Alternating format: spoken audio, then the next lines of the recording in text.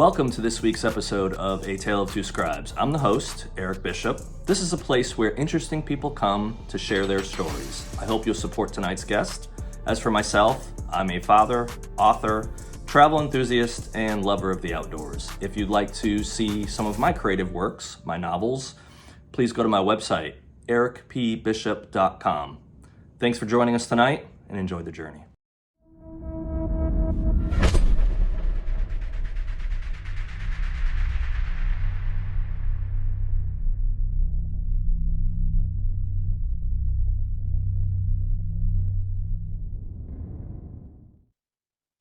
Welcome to another episode of A Tale of Two Scribes. Tonight, I am happy to have Bruce Robert Coffin with us. Hey, Bruce, how are you?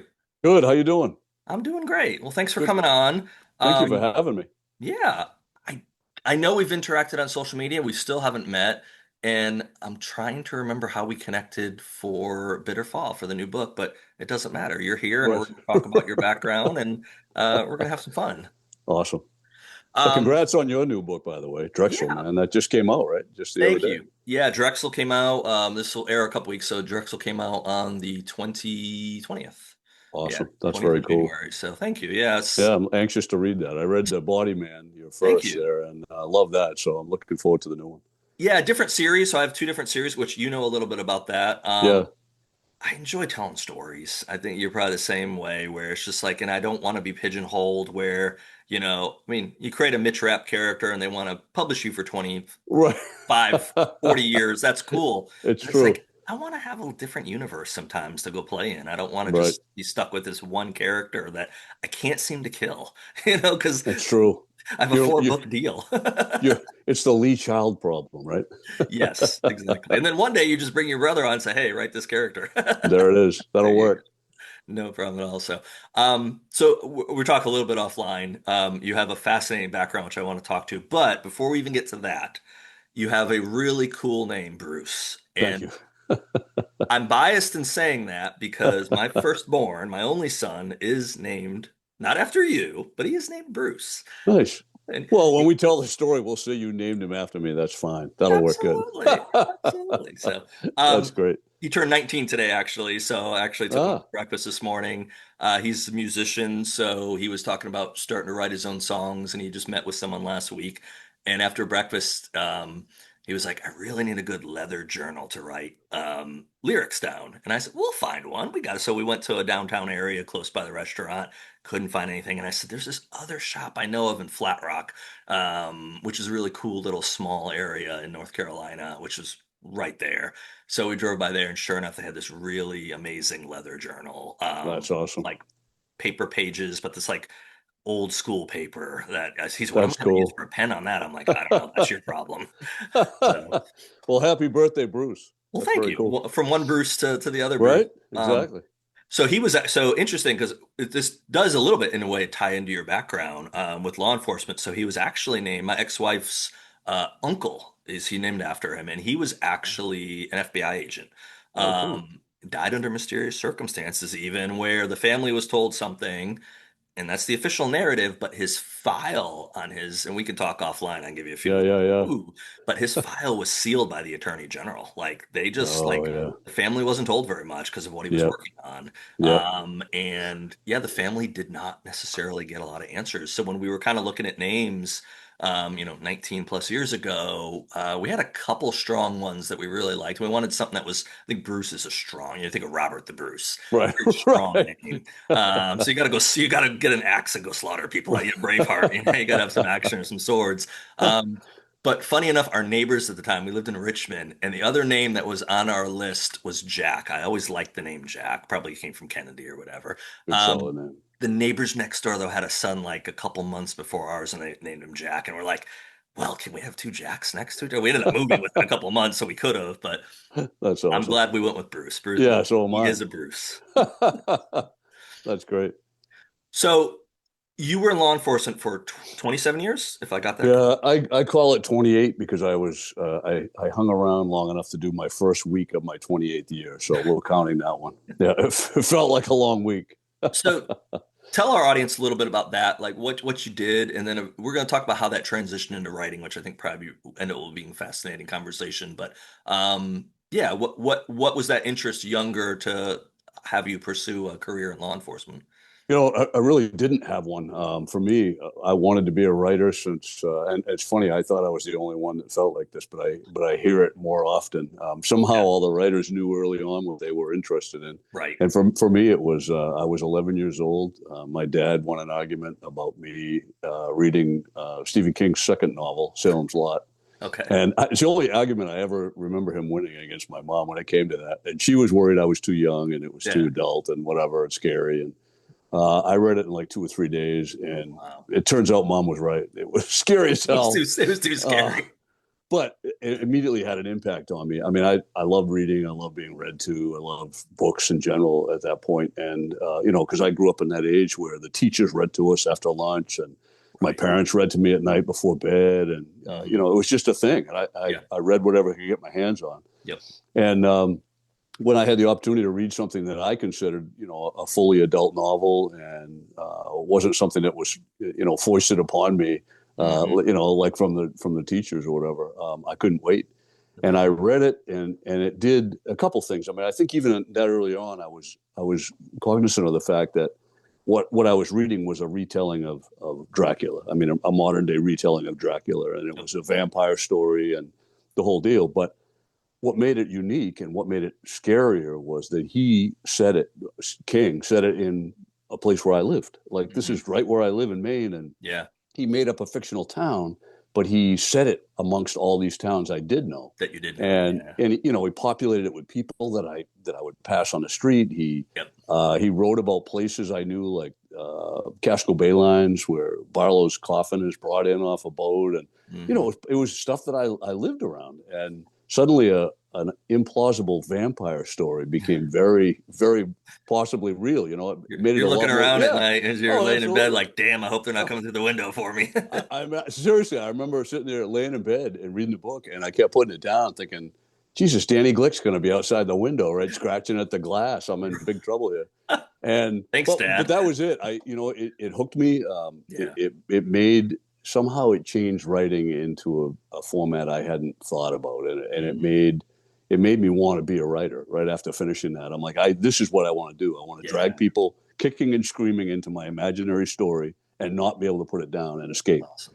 And that was it. And that dream carried me through high school into college, and Hmm. scholarships and all that good stuff. And that dream of being the next Stephen King was immediately dashed by my first creative writing professor, um, who was apparently far less enamored with my abilities than I was. Then you And were. Fancy and that. that was it. I mean, that was the one thing I was chasing, was that. And Yeah. so I thought, well, if I can't do exactly what I wanted to do, what will I do? At that age, it's none Right. of us are really in stone yet, and it's real easy to be distracted or derailed from your dream. And The male brain so, doesn't fully develop till what, 28 no, or 26, right. whatever. So yeah, Well, if exactly. you ask my wife, it's still not totally there, but I'm a work in progress. That's a compliment. Thank you. Right? I'm glad we're still young at heart. At least we Right? are. So, I mean, really, my uncle had been a cop in a nearby town of Gorham for Okay. 35 years, a slower learner. I tell people I got out in 28. And but he made lieutenant, and I remembered from childhood him showing up at events, when my parents would be with people they'd Hmm. all gone to school with together, and Wayne would show up in uniform. Okay. And it was an odd, like a weird dichotomy to see Uncle Wayne wearing a police uniform. Hmm. He's still my uncle, but you hear him tell stories, and Right. the way he carried himself, and everything was different. And I remember that made a big impression on me, and I think that's probably why I chose that route, just to see if it was something I would be cut out for. Hmm. And next thing I know, I got hired by the Portland Police Department in Maine Okay. back in 1985 by Frank Amoroso, who's now the chief at the time, and who's now reading my books. And Pretty that's wild. just that just blows your mind, right? Yeah, And exactly. but that was it, and I had no idea if I'd be cut out for it, but it seemed interesting, and I spent almost 3 decades doing it. When I Hmm. retired, I was the sergeant in charge of the violent crime detectives, and so they did everything from missing persons to homicide.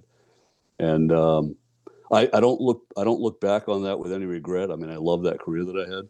Hmm. Um, but when I when I finally hit the wall, when they all tell you, the old timers all tell you, you'll know when you've had enough. You'll And know. I just remember one day thinking, no, I don't want to do this anymore. Hmm. And coincidentally, I had started writing again fiction for the first time in almost 30 Hmm. years, and that same year. It's And probably cathartic, I would think, it based on was, probably what you did. and I think I think that's what started it. Like, I mean, what really started it was my wife bought an iPad for me, and Okay. I was like a little kid in a candy store who could carry around his typewriter for the first Yeah, time, you know. exactly. And but I literally I found the WordPad and I just started writing, and I have no idea where any of it came from, other than, like you say, I think it was I was carrying it around, and Yeah. so these ideas and these characters started spilling out, and I haven't stopped writing, and here we are 14 years later, and I'm still doing it. So Yes, that's amazing. Well, the experiences, and that's one of the things, especially with your writing style and what you've put together, is that authenticity really bleeds through the pages, which, and I know, like myself, the stuff I write about Secret Service and all that, I'll every now and then someone be like, "You worked for the government?" Like, no, I just have watched a lot, read a lot, and right, I've got a pretty good imagination, and I can research stuff, and yep, I'm sure legit agents, I've had Secret Service agents read my book and say it's really good, or hey, you got this stuff right. They typically don't smack my hand with what I got wrong, but I'm sure there's a bazillion things right, that my right, imagination doesn't do wrong. right, But it's also so specialized that it's not like for yourself, if you're writing something in the police procedural world where you have right. stuff, there's quite a lot of officers out in the country that if they got the books and you were getting deep specific details wrong, they could call BS quick. Be like, They would they and would they call. bust your nuts in Oh a yeah, heartbeat. Absolutely. absolutely. Yep. That would be the highlight of their email for the week. Be like, Bruce, I think that hey, was my biggest fear when I started, because I mean, yeah, you take some liberties because the story has to come sure, first. You know, you have a playground or a ball field you have to play on. You know, there's foul lines, there's the right, whole thing, and so in order to tell the story, you have to speed some things up. You have to take a few liberties. But by and large, I try to stick as close as I can to what reality is, and I was really nervous about those first, what I would get for feedback from my fellow yeah, law enforcement officers. And to my great surprise and pleasure, they've been nothing but positive. I mean, they yeah, really have taken to what I've done. And I right. was told they didn't, when I first started doing this, my agent Paula Meunier was telling me, she goes, "Don't worry about that stuff. Cops don't read these books." And I don't know if that's true or not, but they're reading them now, which is very cool. I would think they do. Like, well, when you're talking about the details, I had I think it was the first time I went to Thriller Fest, or it might have been or sometime around there. I met Brad Taylor through the Mm-hmm. process, Yep. who's super. I don't interact with him as much now, years into it, but early on when I went to conferences and I'd go down to his signing sometimes in Charleston and see him there. Yeah, I'd pick his brain because you got a New York Times bestseller there and be like, how do you do this or how's Right. that? Right. One of the things he told me early on, especially with the genre and what I was trying to write, he was like, for you, he goes, if you're going to talk about the specific weapon they use, Mm-hmm. you better get it right. So if you're talking Mm-hmm. about the FBI and you're going to say they have a Glock 17 or Glock 23 or whatever in the Secret Service, you get it right, especially military. You get it wrong, the nasty grams will never stop. Right. So a Right. lot of times, someone that's, a civilian, never served in the military, never been in law enforcement or government work, just say gun. You don't Right. have to, because some people are so like they want to Right. give you the trigger pull and they want to give Right. you all Right. this stuff, and it's like this isn't porn, this isn't gun porn, people. It's Right. like just tell what that they drew a gun, and they shot. Right. Yep. Yep. You don't need to go into it, and it was great advice back then because I was like, okay, yeah, I don't. In some things, the details really matter, Right. but I think there's other things that you might be able to skip over some details, but if you're going to do them, then you get your research done right, or you'll Right. pay the price. It's true. Well, and I think things like that obviously will always be a problem because gun people are gun people. Yeah, You want to certainly be familiar with what it is what you do, even if it means going to the range to kind of familiarize yourself with yep, it, knowing the feel of it and the whole thing. But it's funny, like you say, we're fiction writers, so you can take some liberties. I mean, you're going to take mhm, liberties, but you try to nail down the things that are important. And for me, I've always kind of subscribed to the idea that I like in the feedback I get, I like being able to tell people or to show people how something feels yeah, to the person, like to the detective, what it's like, right, to the police officer, what it's like, because that's the stuff they can't get. And I think if Wambaugh was famous for having said that. Don't show people what cops do, show them what the job does to the cop. And I Yeah. think that's dead on because now you Mhm. have a emotional connection with the characters that you wouldn't get any other way. You know. Right. No, absolutely. Um, I had one of my early readers for The Body Man before it got published. I had sent out to a bunch of people just to, get feedback. And one of the ladies I worked with, I worked for a large Fortune 500 company.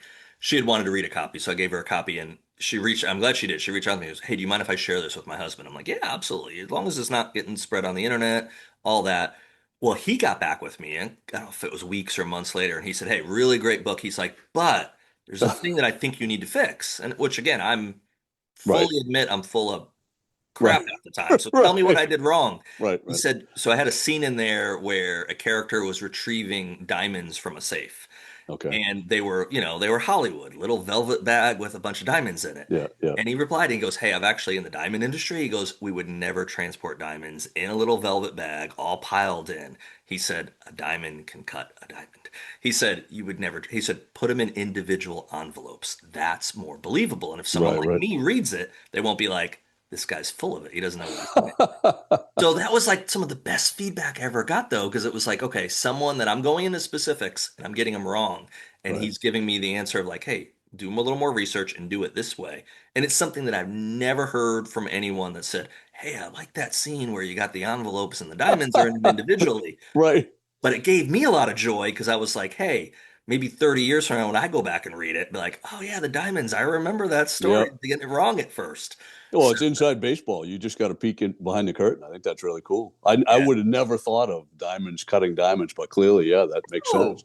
Oh, Yeah. do it. You're telling me Hollywood has got it wrong all these Right. years when they just got these Right. bags of diamonds they're What a carrying around? shock. What a I'm shock. shocked, but no, getting that feedback and having that ability and again, that's where I think as a writer you have to take your licks sometimes and say, Yeah. okay, I got this wrong, and there's Yeah. nothing wrong with that because probably if I had got that wrong about the diamonds, myself included, and so many of the readers would have been like, oh yeah, cool bag of diamonds. Right. I wouldn't have known. But getting that feedback and learning it says, okay, let me do it better the next time. Maybe let me ask someone ahead of time if it's a specialty thing. Hey, how does this Right. work? And we've got these amazing and horrific tools in our hands nowadays. And Right. now with AI, Chat GPT, Grok, and all Right. that, you can almost get an answer, at least maybe get a correct answer, or at least Right. get a crap-filled answer that sounds Right. like it's a really good Right. dessert. Yeah. You That's know? the caveat with everything now is, hey, this they may contain erroneous information. You're like, you really? You think so? Yeah. Saying I something on wouldn't the trust that. internet's wrong. Yeah, I wouldn't trust that at all. Abraham Lincoln said one time on the internet. Yeah. Yeah, it's funny you say that because that's one of the things I've seen recently that like what you got to be careful for the most are quotes because there's so many quotes out there that says, well, Sam Adams said this, or Right. John Adams said this, or George Washington, historical people, and they're like, no, there's no books that they've ever made that quote. It's just someone Right. randomly put it out, and they put it on like I forget. There's a website that's quotes, and I'm drawing a blank on what the name is though, but it's some quote website that people use. Right. It's Right. like Wikipedia probably, where someone just goes, Right. "Hey, you Right. know what Bruce's quote was on cops? Right. They like donuts and drop their guns and coffee." Right. Oh, Right. he never said that, but yet Yep. you've taken a quote that's insulted, tens of Yep. thousands of law enforcement. Yep. They've attributed it to you. It's like, oh crap. We'll Uh, cut this later. We're going to cut this section later. we have to cut that out. Yeah, or it's going to ruin both of our careers. So let's talk people, about so 28 basically, and you also were you working with the FBI during your law enforcement career, or was that after? no, during I was actually on loan to the FBI as Okay. part of the Boston Division Joint Terrorism Task Force, During nine and eleven. after 9/11, After and 9/11. Okay. as a result of 9/11, actually, Yeah. and I did that for 4 years, and incredible experience. Traveled a lot, Yeah. learned a great deal. It's I tell people it's that double-edged sword. Hmm. You learn a lot, it's eye-opening, and then you're unable to unlearn it. So Right. when you listen to people wax whatever it is, intelligent, and they think they're waxing intelligent about the way the world works, it's entirely different than you think. There's a lot of stuff going on all the time, and I think your average person is probably happier not knowing everything that goes on. Ignorance is bliss, Bruce. It's true. It's entirely true. I worked with Yeah. some really great people, and I got some experiences that I never imagined I would have got while working in as a police officer. Hmm. It was great. And it was funny because they had to drag me back to the PD kicking and screaming after all that time. After It's a doing lot that. of knowledge to learn and to have to give it back and then go Yeah. back to what you were doing before. So, but no, it was a great experience. So I think it was, if I recall, it's been a few years now. I think it was David Morrell who first mentioned that the FBI had something called Citizens Academy. I think I Hmm. saw it online, and so I kind of put some feelers out there. And J.T. Patton, who's an author who was writing more in the thriller, he does horror now more, but he was in the thriller genre at one point. Him and I connected, and basically said, "Yeah, I've taken the class, and I can. If you take the class through the FBI, you can recommend someone for it." So the FBI was doing a class in Greenville, South Carolina. This is, man, it's probably 7 or 8 years ago now. I can't even remember. It was pre 9/11, or no, not pre 9/11. Sorry. It was pre COVID. So it Hmm. was, I think it was the year before COVID, maybe two. Um, Okay. so he actually recommended me for it, and I was able to get into it. And it was a fascinating class. It was like 10 weeks long, 2, 3 hours a night, once a week for, that 2.5 months. And basically, the FBI has this set up so that they're trying to get leaders in a given area to not partner up to narc on people. It's nothing like that, but it's kind of like having more understanding of what is the FBI. You see Hmm. it in movies, you read about it, and a lot of times, as you well know with working them, it's not exactly what you think. It might be nothing like No. what you think, and especially the negative stuff. Sure, Right. there's negative stuff, but that's not Right. the average officer that you're dealing with, Right. the Right. agents. And And so, they don't fly around and drive in black SUVs and work homicide cases. That's the other thing. Every TV show you see, they're yes, doing that. I'm like, okay. I try to tell people they don't investigate homicides. That's right, not their job. But they can certainly assist. And assist, if yeah, if it's something that's crossing state lines and doing all kinds of other stuff, they have the big hammer that the rest of us right. don't have because the federal laws are so much tougher. Yeah, exactly.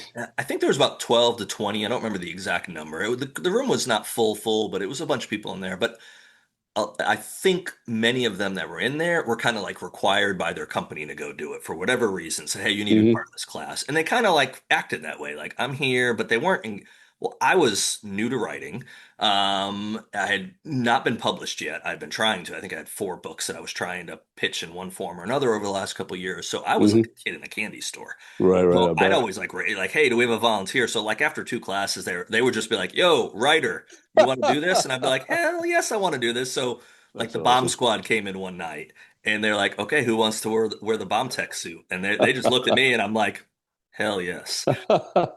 I will tell anyone that asks. You put on a 80 to 100 pound suit, and then they say, low crawl, Yeah. roll over. Yeah. And you realize that these people that do this, these law enforcement agencies and FBI and different that wear this and risk their life when they Yep. find a suitcase in the middle of an airport or whatever, Yep.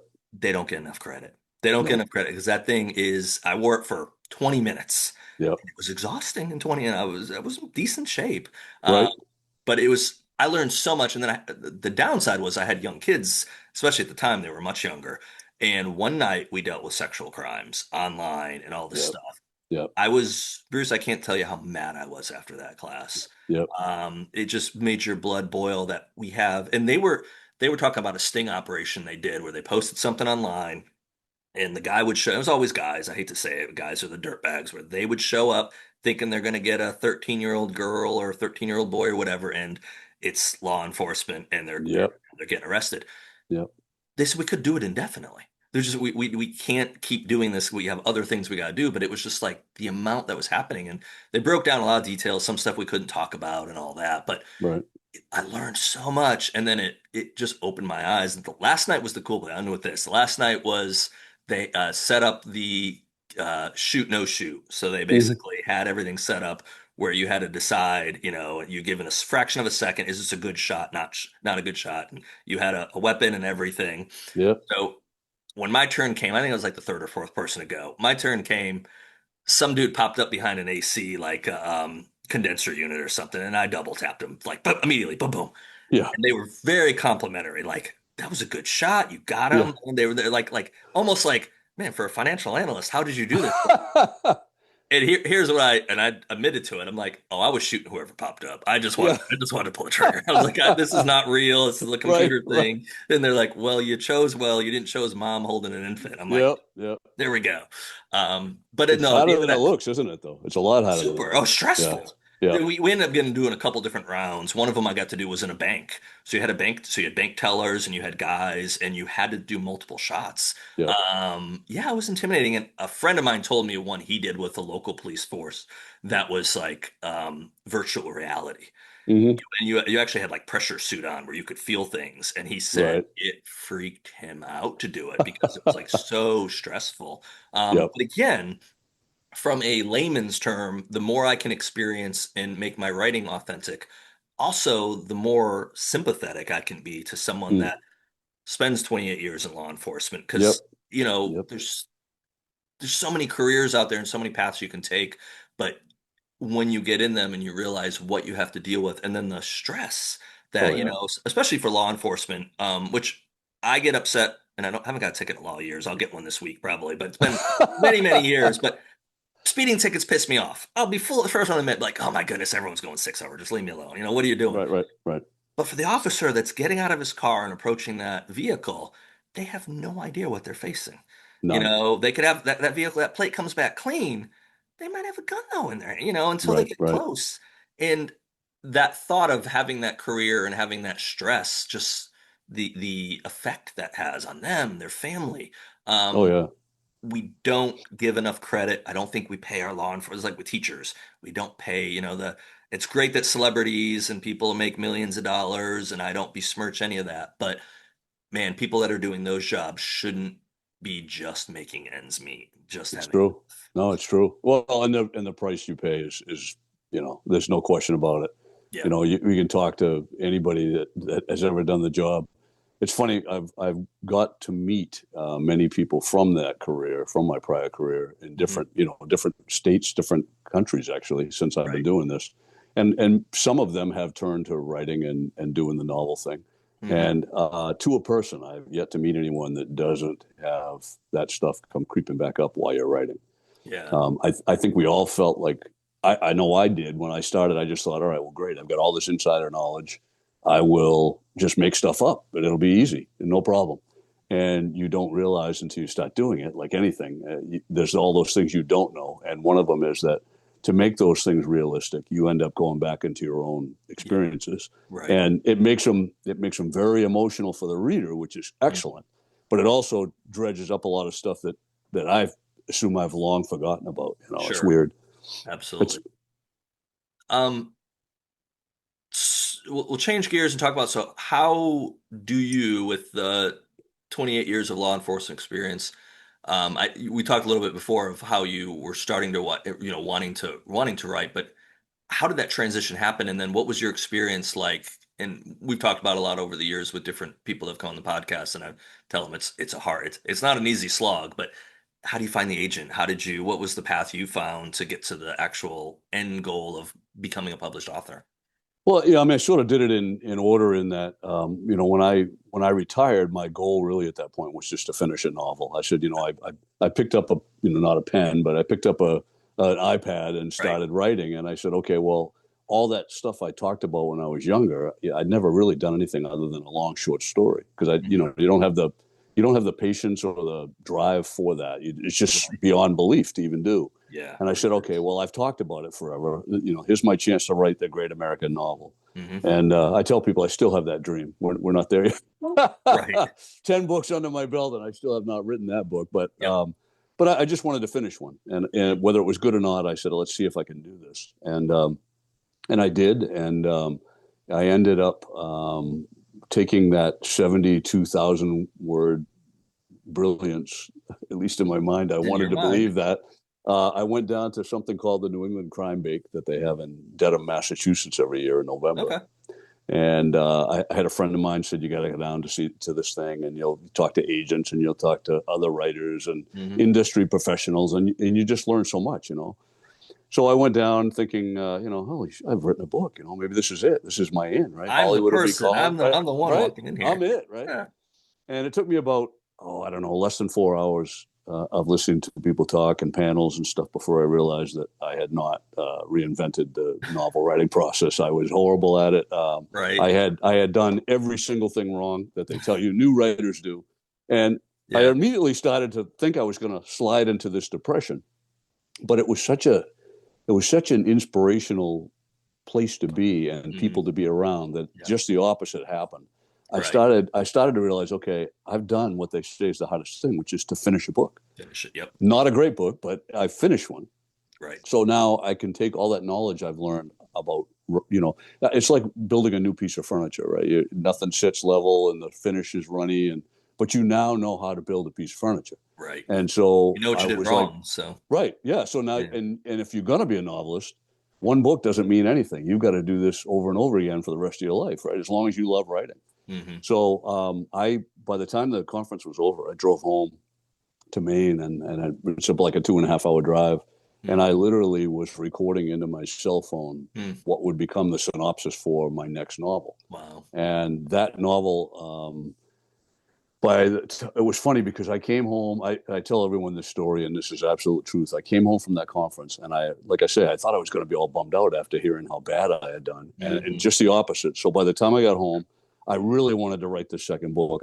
I could just feel it. I'm champing at the bit, and I sat down with my wife and I said, "Look, I know I retired, and I know the pension doesn't get it done, and I've been making money other ways. I've been refinishing bathrooms and kitchens and Right. working for defense attorneys. Oh no, and whatever it took to get some money. And Yeah. so I finally said, look, I spent a whole weekend with these people, and I can tell you that what I've been trying to do on the side has been fun.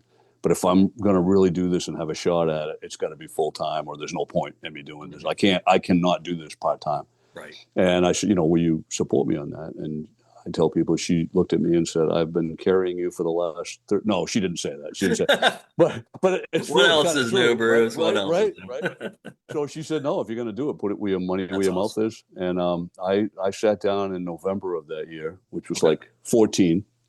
And I literally, I swear to God, I didn't get out of the chair until May.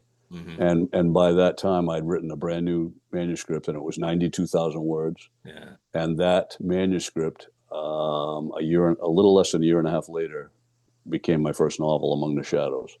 And it's been a crazy ride ever since. My agent, Paula Mounier, who I got, Hmm. I met her at that first crime bake. Okay. You met her there. Okay. Yep. And Gotcha. it was like, oh my God, I represent this other guy. He used to be a cop, blah, blah, blah. And she was very nice, but Hmm. I, I hadn't written anything that was any good yet. And, Right. and so who knew? And then by the time the next year rolled around, I had actually had interest from HarperCollins, from one of the editors of HarperCollins, just Okay. on a submission. On a submission. And, they sent back, like a 4-page letter saying, the first paragraph was what they liked, and then the rest was, it was like a bad review at work, right? The rest Correct. was all the Yeah. things that could be better, Right. and that they would take another look at it if I was willing to make any of those changes. And Hmm. so I literally made every change they asked for, and Good idea. right, right. Yeah, that was after 2 days of walking around my house talking to myself, going, "These guys don't know anything. What's Well, they don't, HarperCollins know about?" Right, but they give you a and deal. So. so I did it all, and then the crime big had come around again. The year was up, and Okay. I was scared to death that they would like what I had done, and then I didn't Yeah. have any representation. So I went back down and I talked to 4 different agents and one acquiring editor, Hmm. and they all asked for the full manuscript. And Hmm. by the following week, I had Paula representing me. Yeah. And before Christmas, we had interest from Random House and from HarperCollins for a series. That's awesome. And it was nuts. It was just nuts. And then the following year was crazy. We made a deal with Harper by February, Hmm. and the first novel came out in September. Okay. Yeah. So And I'm trying to remember. Paula probably doesn't remember me. I met her at Thriller Fest probably a couple of the times. I went 3 years in a row. I mhm. actually pitched to Gina. Okay, yeah, yep, 'Cause I had a connection through Andrews and Wilson through Gina. yep, Who she was really sweet. She was interested in what I did, and just it didn't work out. But again, that to me, as disappointing as that is in the process, it's part of the process, and you're right, like, and right, Gina had always said, "Hey, if you come up with something another time, yep, just come back to me." It's yep, not, it's not, it's a no for this. doesn't mean it's a no forever. And I think that's where people get it wrong. And it's hard. You get, 100, you send out 100, submission letters or, and you get 100 rejections. You're a human Right, being. You don't want to be told no 100 right, right, times. And then you don't feel like I'm important. You feel like I'm a piece of crap. I right, can't get right. one person to be like, hey, we like this. And it's your baby. I mean, you've put all that time and effort into it. Right. It's not personal, but it is personal. Correct. It really what you're talking about is, and so many, we all have to go through that. I've Yeah. got a ton of rejection letters. I was getting rejection letters after we had a deal. All Yes. right, okay, so I'm like, okay, so they only know what they know, and my editor when I was with Harper, Nick Amphlett, said to me one time, he goes, "Look, here's the bottom line: none of us know what we're doing. We none of us know what we're doing. I know we're editors and we acquire books and whatever." He Right. said, "But if we did, I would never put out anything that wasn't a number one New York Times bestseller." Yeah, of course not. And that's obviously not the case. So we all do the best we can. Right. And I feel like sometimes writers, you can see writers getting, especially new writers, getting demoralized when Hmm. somebody passes on a book. But it's really, when you hear people say this, it's true. It's like submitting a short story to an anthology. Hmm. It might just not have been the short story that fit with what they were trying to do. Not Yeah. that the short story is not good, Right. and not that the novel's not good, but they have to know someone that will be willing to buy it. They have to know that the market's ripe for what you're putting out. Yep. And it's not because maybe you're on the cutting edge of the next wizard book. It isn't necessarily like that. They have to Mhm. think they can sell it, and if they can't, they don't believe they have that. Then it doesn't matter how good the book is; it's not going to happen. And I think there's something to be said for that. The person's trying to guess just like you are Hmm. on what the next big thing will be. I had interviewed Brad Meltzer. I get interviewed, it just came out a couple weeks ago, but I interviewed him back about a month ago, and he's someone that's been super inspirational to me. He's been one of those top tier authors that from day one gave me attention, like and like actually Mm-hmm. answered a question and like super supportive. And yeah, when you hear his story of how many rejections he got, and in hindsight, you look at him and go, "Oh, you're Brad Meltzer." And I forget how many millions, 50, 60 million books he sold in his career. A very Right, large number with an M that starts that word, which I right, right. definitely have. Yep, But he still got rejected. J.K. Rowling. I mean, how yep. many people passed on Harry Potter that, Right, probably then, drank themselves to death after they were like, wait, right, wait, I passed on that series? But like, right. You yeah, carry that with you the rest of your life. Can you that's imagine one being? that you Yeah, yeah. realize you dropped the ball on. So I remember Well, when I James was Lee first, Burke. what's that? I think Burke was turned down. James Lee Burke for his first novel like Yeah. 300 times, Oh, it's and that novel I think went on to win an Edgar or something. Like right. it's just nobody really knows. I mean, they do the No. best they can, and it's just when it happens. Like I tell people, the best you can do is it doesn't matter whether your book's going to be a bestseller or whatever, as long as you've written the best book you can write. Right. What you're looking for is an agent and a publisher who are as excited about what you've written as you are. Correct. Yes. That's the answer. That's because if they don't have that passion for what you've done, they're not going to support you. No, they're not going to try to You sell know? it hard if they don't believe in it. No, Yeah, no. And you need that. I mean, you really do. you If the do. publisher's behind you, you'd be amazed. You can move mountains. Yeah. And if they're not, you're moving it yourself. You That's are. the bottom line. Well, and the market's changed so much over the years too, where yeah, the amount that's required on the author, like someone like Meltzer, Mm-hmm. he came into this before the digital age really was happening. Right, So you'd get a publisher and they had a marketing team, and not that you had nothing to do, absolutely not, but there wasn't social media back then. right, right, That was one of the first rejections I got for the Body Man. Oh no, I'm sorry for the Body Man. It was one of my novels that didn't get published. I remember the rejection was, "You've got something here, but it needs work. And also, what's your social media presence?" And this was 2015, probably. I think it was right. 2015. And I don't know that I replied back, but my thought process was social media is for suckers. Why would you have social media? They told me they wanted 10,000. If you reach, Yep, I think the email even directly said, reach back out to me when you've got 10,000 Twitter followers. yep. Like, how the hell do you get 10,000 of these Right, birdie, whatever right, followers? I was like, what is right, this? right. But I did. Yep. And so that kind of started, I think I started social media in 2016 because I was starting to get rejections from people saying, you don't have a website.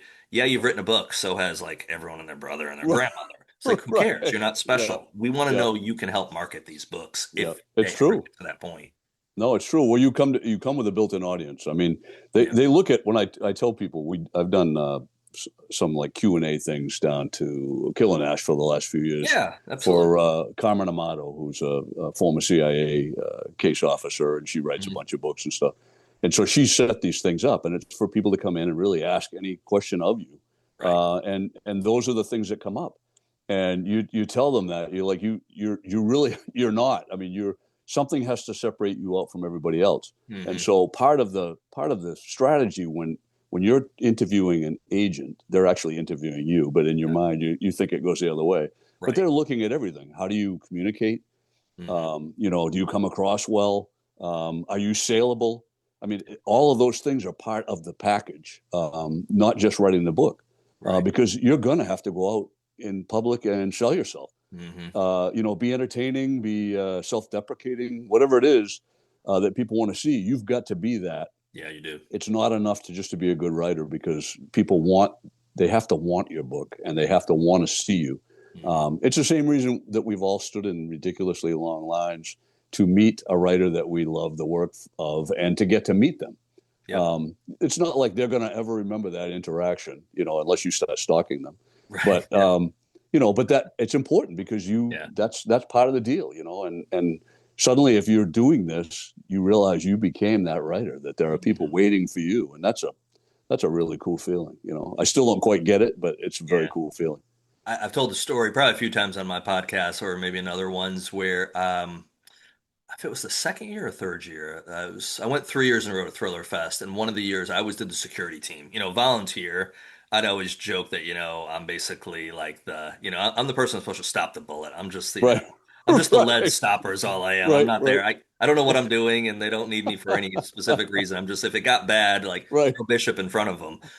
Well, they had me, so George R. R. Martin was there that one of the years. Yep. And I mean, literally had to have someone walk him to his room, walk him to Yep. dinner. It was Yep. just someone from the Thriller Fest. It wasn't like private security. Right. But I got assigned one of the sessions to, he was doing a signing and it was out in a hallway because there's a line of people wanted to get stuff signed. And they assigned me to stand kind of off to the side of him and kind of a little towards the back. And their thing that they told me was, don't let anyone get behind him.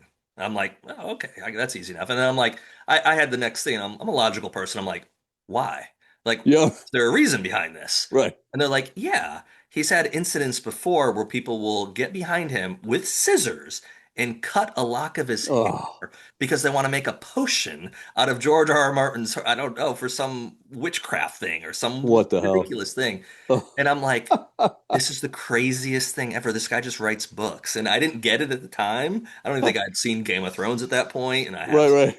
but I'm just like, he's a dude that writes books and he looks like kind of he looks like a little troll. I mean, he's like, what am I missing here? But he was a super nice guy. I talked to him and he was very friendly.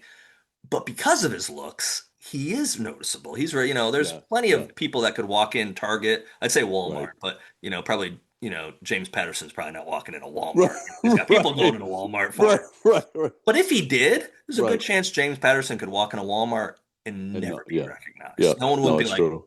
"You're the guy in the back of those books. There's 38 of them, and just new releases in the last month. What in the world?" Right. Um, Right. but George R. R. Martin would be recognized, Oh and yeah. he said he did a session a couple of times later of just like a Q&A, and the auditorium was packed. And he was mentioning how he used to love going to New York because he could just walk around. He said, now Right. I come to New York, I'm recognized everywhere I go because Yeah. of Game of Thrones.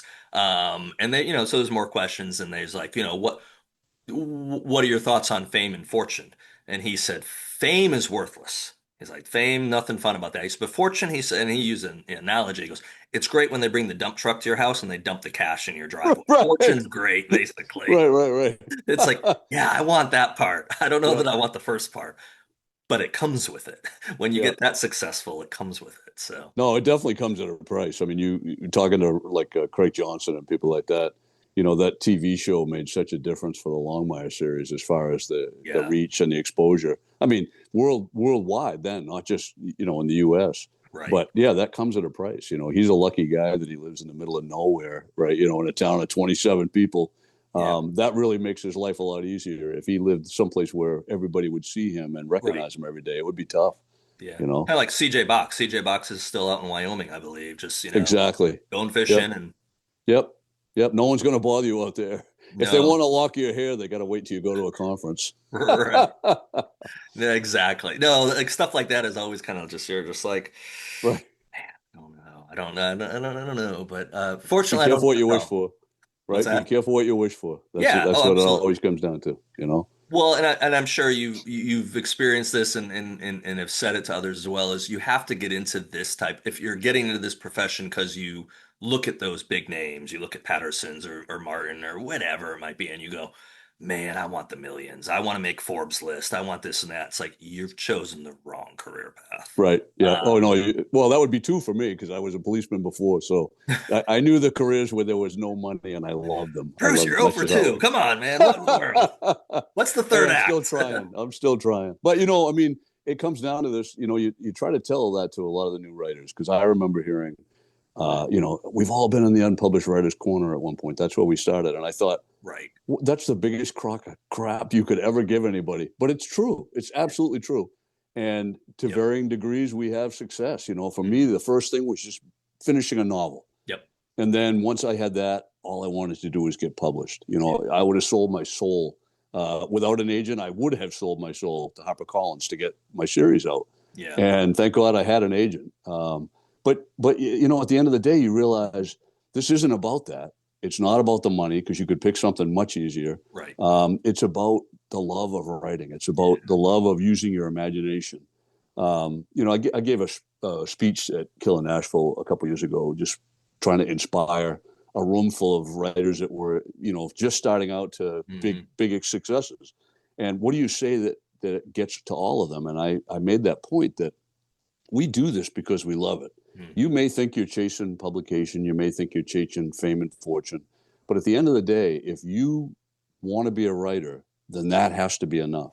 Yep. Because if you don't like sitting down in that chair and getting to play in your head like a kid that was 8 years old and imagining that they're their favorite TV character or comic book character or whatever it is, Right. if you can't go back there, where every bicycle was a trusty steed, right? And I mean, like seriously, think of the stuff No, we it's did when we true. were kids. That's what Yeah. writers get to do every day. We get Yeah. paid to do that. Yep. And if that escape isn't enough for you, then you got to find something else to do because you're going to be doing this a good long while, Right. you Absolutely. know? No, 100%. Yeah, the joy of it has to be. And I can't imagine, and I've said this to other people too, I can't imagine being in this and then writing something because you have to. Because, oh, well, you're Right, under contract to write a romance novel.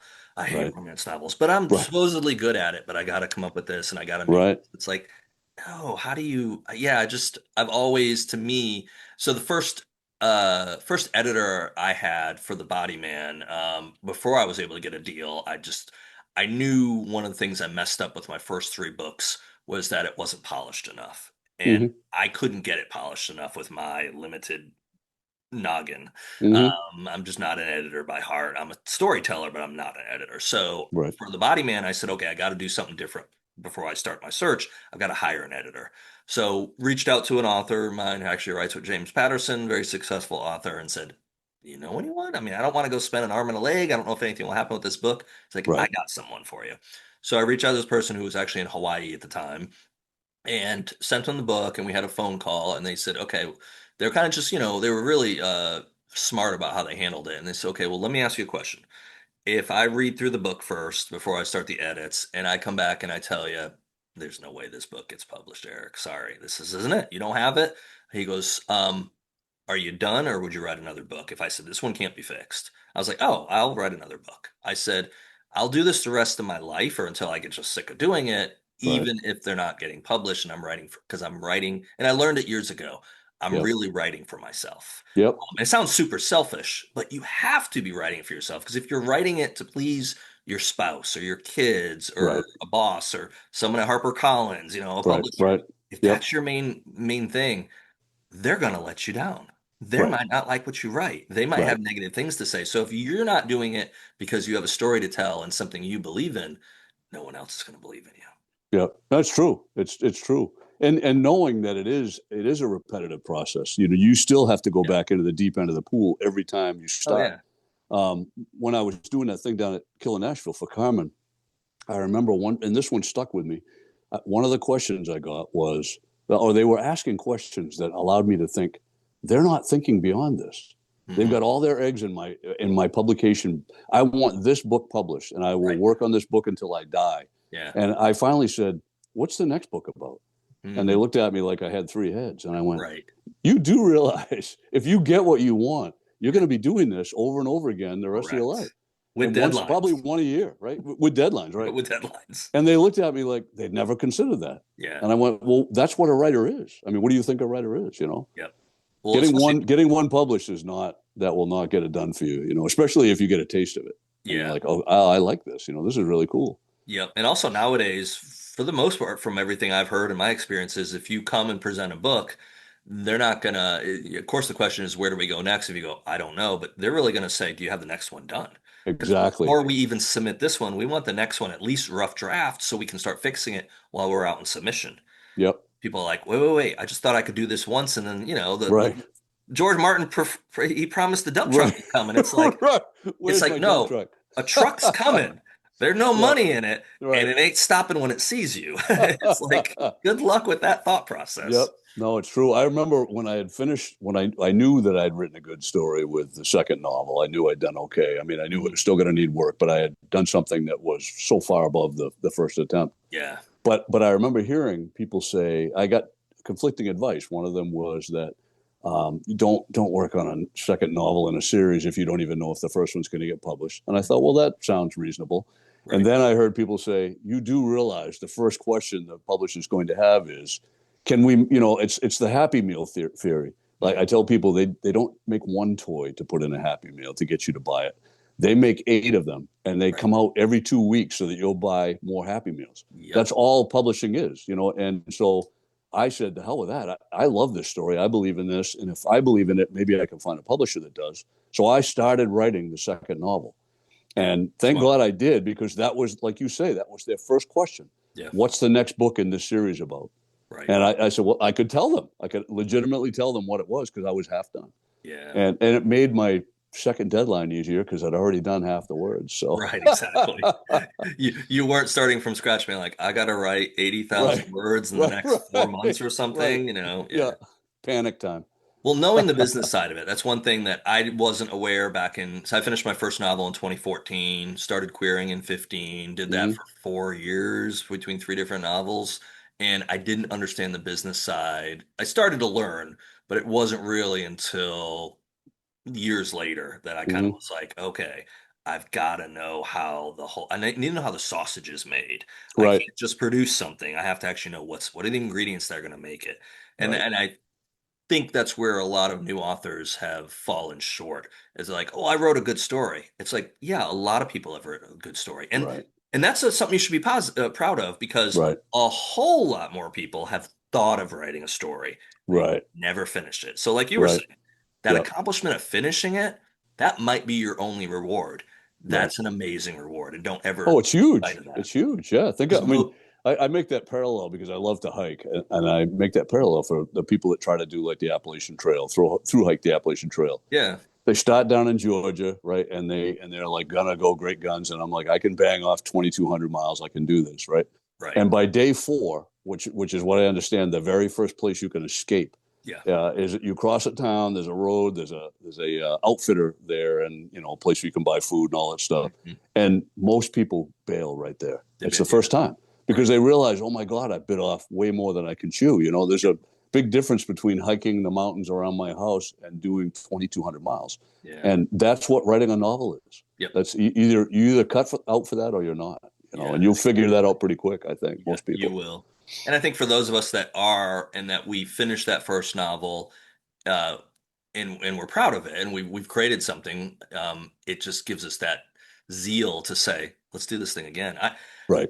I have that conversation with people all the time. So I met, you might know Jamie Mason, Oh yeah. crime writer. So I used to have an office up in Hendersonville, North Carolina, and she lived in Arden or somewhere north of that. We met for lunch several times. I haven't talked to her in years. But one of the times we were meeting, I asked her about, go back and rereading her last novel or her first novel. She goes, I never reread my Yeah. novels. And I was like offended by it at first. I'll be No. honest. I was kind of like, that's the dumbest thing I've ever heard. Why would you No. not reread your novels? Yeah. Until I then, several years later, got published. And to this day, I have never read through one of my novels. Now, I reference back to them because I'm Right. crazy enough to have interlocking series and two Right. series that kind of might have some interlocking down the line. So I Right. can't keep it all straight. So sometimes Yep. I'll pick up and be like, what did I name that character that was in that place? So I'll go to the ebook or whatever and I'll search by a certain term and Yep. oh, that I was do the that too. character. I But do that with a book no, I'm working on. Like even if it's just earlier in the book, I can't remember what I named the character. I hate that. I went and reread something I started 2 years. So I'm Drexel came out, like you mentioned, which thank you, Yep. just came out. I'm working on the next Bodyman book, which is Downfall, and I with Supreme Justice, it was a story just about Mayor C, but at the same time that was happening, Downfall book was happening, which was going to be the next book. So I had to I splattered in chapters that I didn't know how they were going to end or what was going to happen to kind of give a preview. So now Right. I'm having to go back to the Supreme Justice and be like, what all did I put in there that I've got to figure out what's going to happen? Um, Right. and then I've got another one that I started like 2 years ago that I just was reading back a couple weeks ago, and I'm getting super excited about. And I'm like, whoa, slow down. You got to finish this one, which is due this Yep. summer, before you get to that one. Yep. But I'm always on the next one. My brain is always excited to let's get the next project. Once this one's done, once I send that final file is sent, it's not that I don't care anymore about that book. I love that book. But I've moved on to the next one. Like, okay, Right. mission accomplished. You did what you set out to do. You've got Yep. a shelf full of books that if nothing ever happens in life, my You've done kids get that. a hard copy of every book. Right. They'll have something to remember you by. Uh, Bruce scores. yeah, Bruce is going to score hard. Bruce hasn't read any of them yet, but he's, his Drexel copy will come soon, and I always he'll have 6 books on his shelf, and he's just like, "Well, I'm dyslexic, Dad. I don't really read your books." And I'm like, "Well, I guess we made you that He's way." waiting Or for the movie. Right. yeah, He's going to wait for the exactly. movie. Which I want to talk about Bitter Fall before we wrap up, but that's the other myth that people have. The movie, it's like, Yeah. good luck Yeah. getting That's a one long of your shot. books turned into Yep. something. You It's a might long get shot. optioned. You can get Yep. optioned. That's possible. Sure. Having it go out of option hell, it's a Yep. little bit harder. So Yeah, Hollywood's filled with movies that never ever got made. that never. Even if they cast them and stuff started to happen, they fall apart for a million different reasons.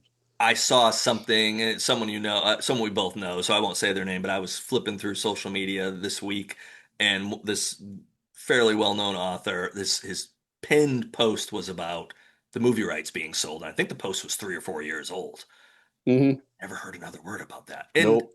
that's common. That's like, Yep. hey, that was another thing Brad Taylor told me years ago because I was like, why don't we see Pike Logan there? And he was just kind of looking at me. He goes, A, they don't throw the money at you. You think they throw at you. He No. said No. it's No. tied up, and he said, and then they could take, and he might have changed his tune. I haven't asked him in years, but at the time he said they could take Pike Logan, and it can be Patricia Logan. And all of a sudden, Right. my character that I'm writing, and I've been written for 20 books, that was a strong male character, badass, is now this petite female who is, just completely alter it.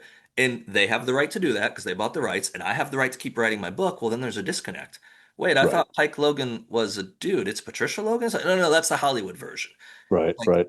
do you want to give up your rights that they can make changes? And some authors they go for peanuts.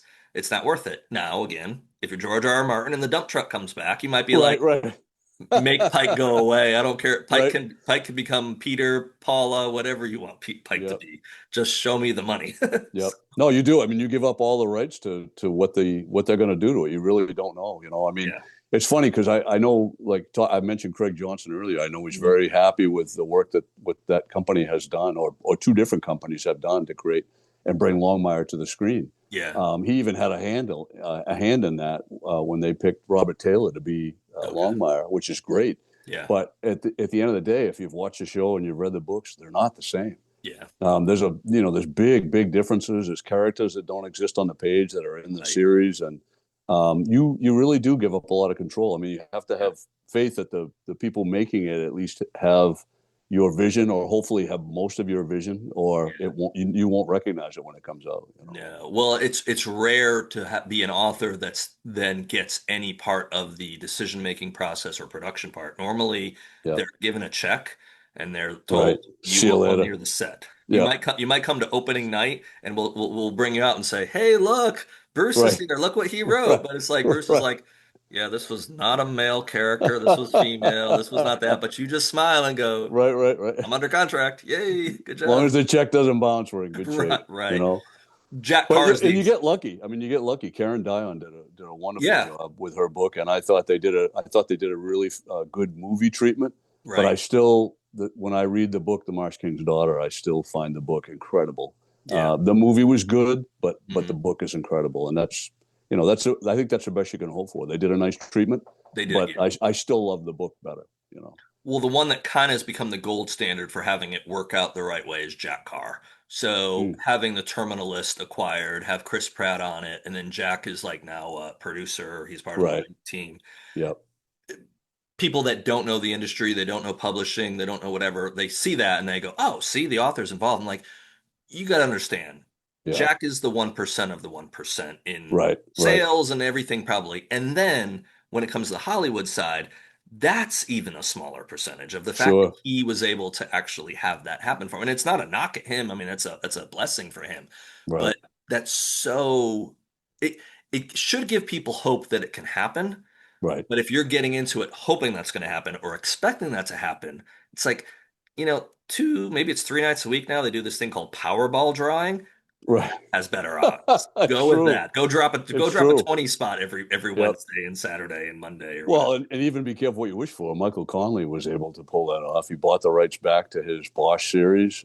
Yeah. They made an incredible 7 season show, and then you got spinoffs from that. Yeah, But Legacy think and about yeah, that. He's heavily involved in the production of all of those while writing two different series. I know. Think about. I mean, I don't know how you do that. I mean, I couldn't do it with what Yeah, I have tied up with contracts now. I right. can't imagine adding in trying to keep my head around a TV show that may be a little bit like my books or maybe nothing like my books. That would be really tough to do all of that, you know? I think that comes, and I don't know Michael. I don't know much of his. I've read his stuff. I've seen all the Bosch shows, and Mm-hmm. they're fantastic. I think he probably then is that exception to the rule where I'm assuming probably someone that can sit down. Like I know a few writers, they can sit down and bang out 10,000 words in a day. I Right, mean, right, if you could do that even just 7, 8 days a month, you have a full book. right, right, And they're not like crap that they have to redo. These are like quality, like they knock out good chapters like that, right, right. multiple a day.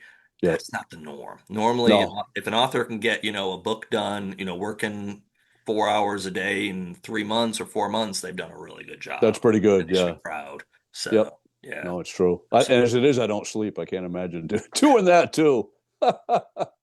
absolutely not. So, well, hey, tell the listeners and people that are watching this about Bitter Fall. This is the newest one that just came out. Yep, this is the second in the Brock Justice series, and Detective Justice is a Maine State Police detective, Hmm. second generation trooper, and in my opening book, Crimson Thaw, he's actually at that time assigned to the Maine, it's the Maine State Police, but it's their major crimes unit Hmm. south, which is basically York and Cumberland County in Maine, which is where a lot of Maine's population resides, Right. and he's the rising star. He's a homicide detective. He's clearing cases. He's a legacy hire. I mean, he's all those things you want to be. Hmm. And then the rug gets pulled out, and Hmm. it's something that occurs in the opening scene of Crimson Thaw. Okay. And as a result of that, he is compelled to testify against a fellow trooper, Hmm. a friend and fellow trooper. Wow. And as a result of that, he is shipped off to northern Maine. So he's working Major Crimes Unit North, which Hmm. is exactly what you would imagine. The northern That's what it half of sounds like. right, yeah, the northern half of Maine, if you drew a straight line across the state, is Canada. Yeah. So he's in the middle of nowhere, Yeah. and I wanted that fish out of water series, feel to it, Hmm. and I wanted to see what somebody like that would be like. He's arrogant, he's really good at what he does, and now suddenly he's thrust into an area that he doesn't recognize, an area he doesn't want to be in, and he's More paired up more with a moose than brand new. people, I think, is what at least the joke is that there's more Right, moose there than people. that's So true. Yeah, that's true in yeah. places, especially when you're on the highway at night. It seems like. But that's it. I mean, he gets paired up with a detective who has no experience, no homicide experience, and they have a rocky start to their relationship, and Hmm. really, and off we go. So, second book, Bitter Fall, is set in the town of Greenville, Maine, which is the home Okay. of Moosehead Lake. Okay. At least the southern half of it is. Hmm. and it's a real remote area. It's a place people go to vacation and do the lake activities and snowmobile in the wintertime. And Mm, it's a very tiny town. I mean, its population will swell a little bit in the summertime, mm, but for the most part, it's that type of place, and it's beautiful, it's pristine, and it's in the middle of nowhere. And so the second case that Brock and Chloe Wright get assigned to is Greenville, and they get called up in the middle of the night for what at first glance appears to be a fatal pedestrian accident. okay. So a car plows into a pedestrian, and when the investigators arrive before my homicide detectives, they find out that there's more than meets the eye to this, and that it's Mm, not just a simple accident. And mm, so they get called in to investigate what really did happen, because it turns out to be a murder. mm, And the problem with what I love about the series, this is totally different than, like, I wrote the Detective Byron series, which was mm, set in Portland, Maine, and John Byron had the same job I had as a detective sergeant. But in a city setting, you have everything available to you. right. Unlimited manpower. You can really flood a scene when something happens, and put people out to canvass neighborhoods and the whole thing. But if Right. you're in the middle of nowhere, Maine, and you're operating already with very few detectives, Mm, Brock and Chloe go, and they're bare bones. mm, They're in a different town every time, so you don't know the players. yeah. When you're in a small town, the chief of police and the town manager and everybody you could run into that has some political clout will know the victim, and Right. they'll know the suspect. And you know what I'm saying? So it really, for Brock, every time it becomes a difficult task to figure out who he can trust Mm, and who he can't. And I find that a lot of fun, because it really builds the drama, I think, in each one of these sure. stories. Awesome. And the readers that get that can know that we got a third one coming. Oh, we got a third one coming. Bruce is working on Dark Harbor, which is the third in the series, and that one is set in the town of Bar Harbor, Maine. No. Another touristy town that gets ghostly in the wintertime. Yes. And we actually, I know this is coming out. I don't think the official announcement has been made, but for anyone who was smart enough to tune in to the Two Scribes podcast today, you will find out that we originally had signed for four books in the series, and we just inked a new contract extension, so there will be a minimum of 8 detective justice books by the time we're said and done here. So There we thank you.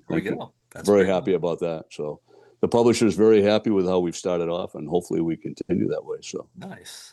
I love that you said it. I didn't tell you offline before, ahead of time. I grew up in New England, grew up in Connecticut, but my aunt lived in Bangor, so nice. it's And been a you said it right. You said it right. You didn't say Bangor. You said Bangor. I love that. well, I hope I remember. I haven't been up there since I was probably 10 or 12. I forget how old I was Right. when she died, but I stepped on a nail one time. One time I hit my eye and they brought me to the emergency room and the doctor was like, we cannot hold him down to even just, he'll have a scar.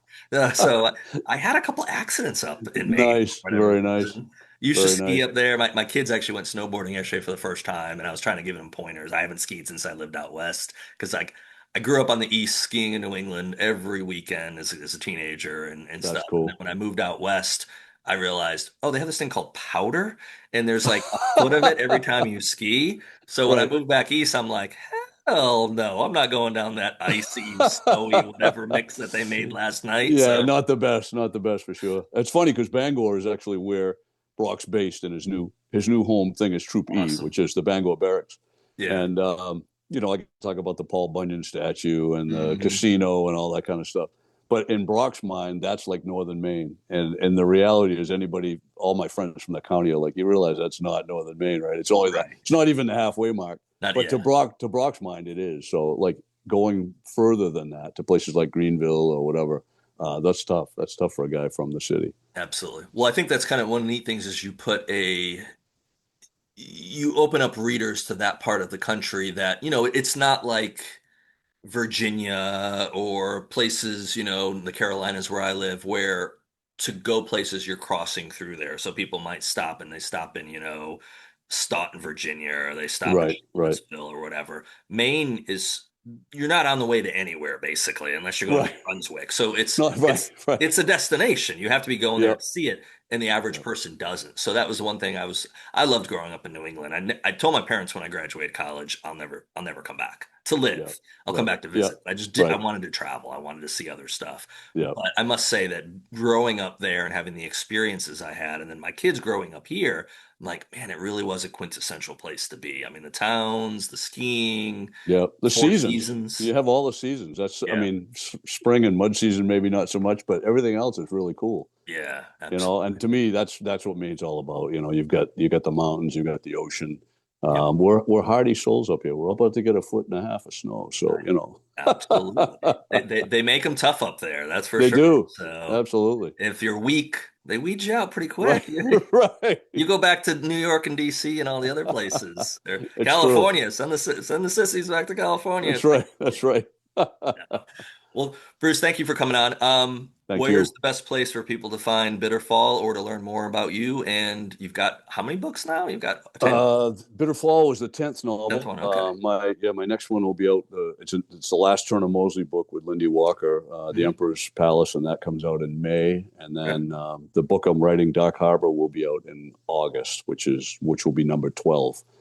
You can find out. You can get really. Please go to your favorite bookseller, your local bookseller. Support your Mhm. independent bookstores. If they don't have any of these on the shelf, they can order them.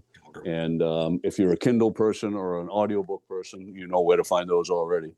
Mhm. But here's the first two in the Detective Justice series. Awesome. And if you do like audiobooks, you're going to love mine. I've got Roger Wayne as a reader, and Great. he is incredible. He'll be doing the entire series, so very happy with that. Awesome. Well, Bruce, thanks for coming on.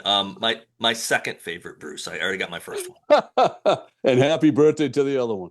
Thank you. Appreciate it. Thank you. All right. Bye bye.